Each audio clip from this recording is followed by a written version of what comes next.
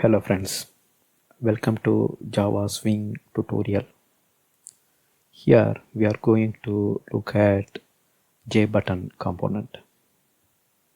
In this video you will learn how to use JButton, and in the left side screenshot you are seeing a JButton called flip mode. So when you click this button, the label will get changed from read mode to write mode, and when you click the button again, the label changes from write mode to read mode. So we use JButton, we use ActionListener as we already saw in AWT. So the JButton also produces action event, and that action event is handed over to action performed. So we have to override the action performed from ActionListener interface. Alright, you will learn all these four concepts here.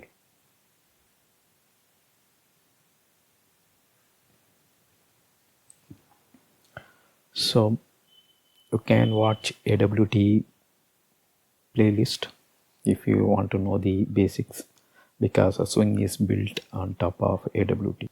This video assumes that JFrame was already created. So if you want to know how to create JFrame, you can watch the very first video in this series. So here we will create our JButton on top of this JFrame window, which was already created in the playlist first video.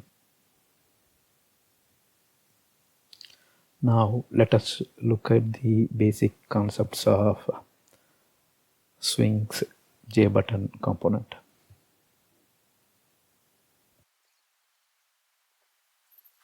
So the component's name is JButton. So you can construct it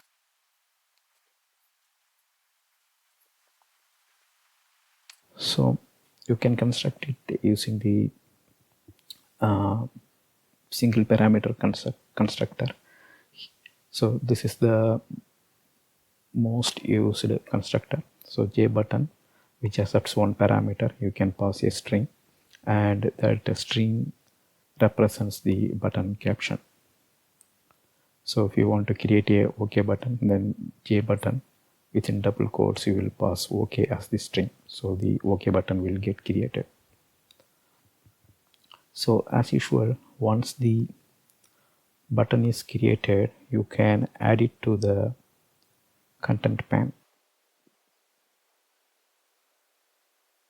So the content pane will take care of displaying the JButton and rendering that inside the container. So the JButton produces action event. The action event will be produced when user clicks the JButton. So as usual, the action event can be handled by overriding the action performed method. The action performed method will take action event as a parameter. That means when you are overriding, the event producer will send this action event to the action performed method. So to override this method, you have to implement ActionListener.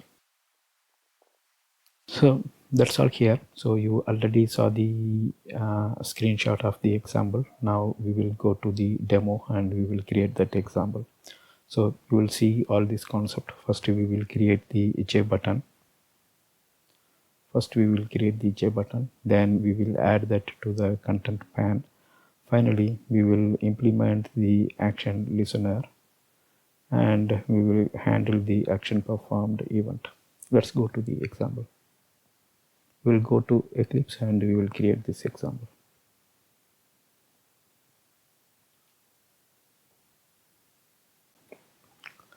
So this is our JFrame, which we created in the very first video of this video series. The frame looks like this. So in which video we will change the set bounds to change the size of this JFrame. Alright, now we will resize the frame for this example. Alright, so this is the size you saw in the beginning of the video.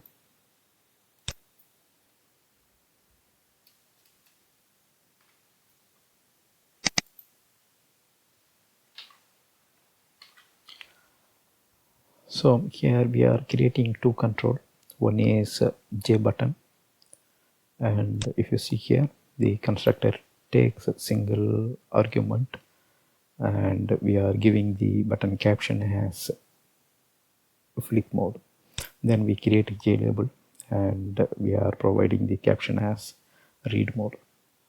Now we will import JButton from javax.swing package. Next we will import JLabel from javax.swing. So the button and label, both the components are ready. So we already retrieved content pan of this JFrame, or the JFrame demo, which is derived from JFrame. So the content pan is here, so which is a container. In this container we named that reference as control host, so we will add our two control here. Now we will run this, and you can see JButton caption is flip mode, and you are seeing that here, flip mode. Then we created a label caption is read mode, and you are seeing that here. So what we want to do, when I click flip mode, it should read as write mode. So when I click again, it should toggle back to read mode. So the button, when you click, the label will toggle between read mode and write mode. So to do that, first we have to know that how to handle the click event. So when user clicks the button like this, it produces action event, and that action event is handled by the action performed override. So to override that action performed, we have to implement ActionListener. Alright, now we will do that.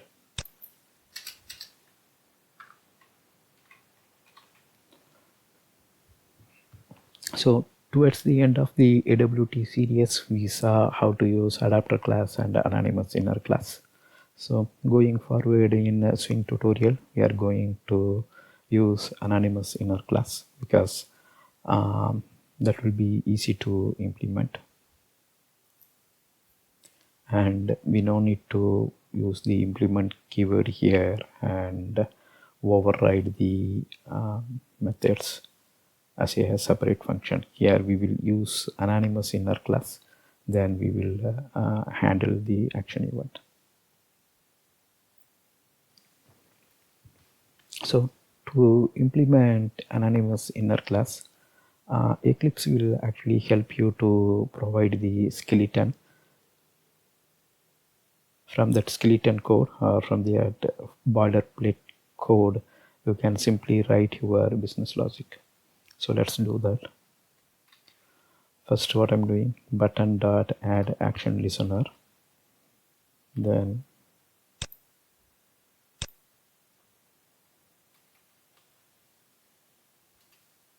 new, and if you see here, we are creating the instance of action listener.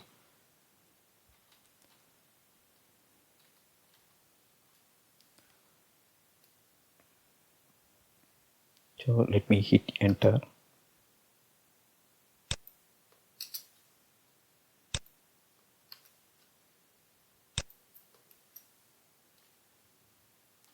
Once I place this, open and close parentheses and save the content.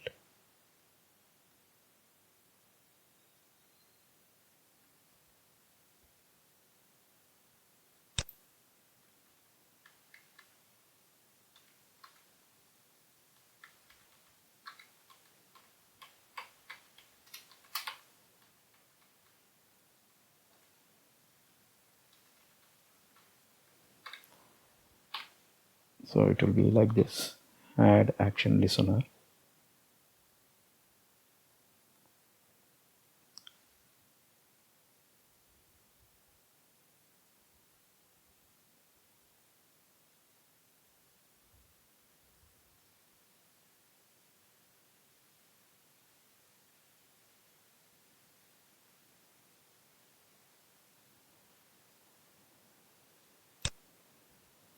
So we will add this curly braces later. Let us save it.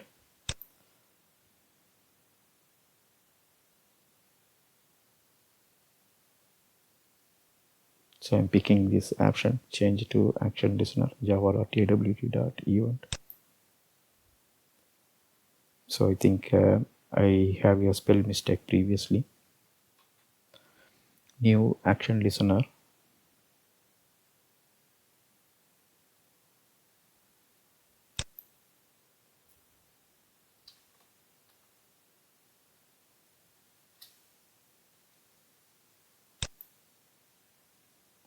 And if I place my cursor, it shows add unimplemented method. Why? Because here we provided a dummy implementation. If you see here, btn.addActionListener, we have to pass an instance that implements the action listener. That's what we usually do previously in the AW2. So what we do, we will place implements action listener, then we will pass this instance here. Then as a member, we will implement action performed. Now what we are doing, we are creating new action listener. Then, and if you see here, we provided a dummy implementation. So once you do that, and after saving the content, if you come here and place your cursor, the Eclipse will try to resolve this error for you. So it states that the type action listener must implement the inherited abstract method action performed. So you just click here, it will provide the skeleton code for anonymous inner class. And if you see, this curly braces is ending here, and this is for new, I mean the add action listener. Here itself we are creating the instance. We call this as anonymous inner class. Inside the anonymous inner class we have the method. So this is the unimplemented method which Eclipse provided a skeleton code for us. Now all we have to do is write our code inside here.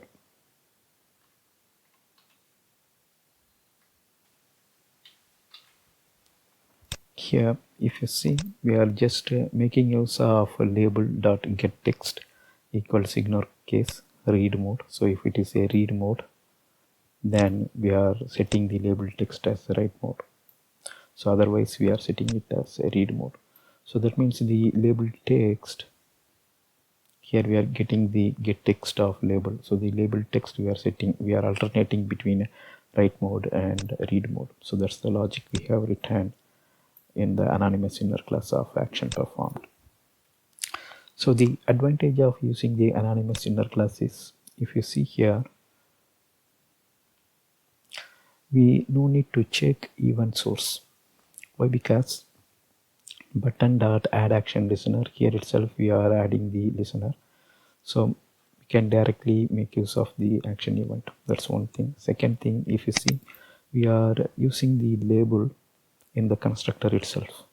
That means we haven't defined the label as a class instance. Why? Because this inner class is defined inside this constructor itself, so it can access whatever is defined outside of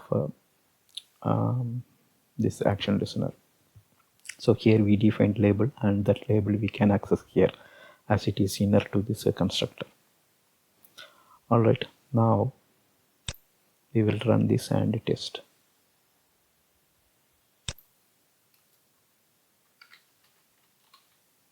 So that's the two advantage here.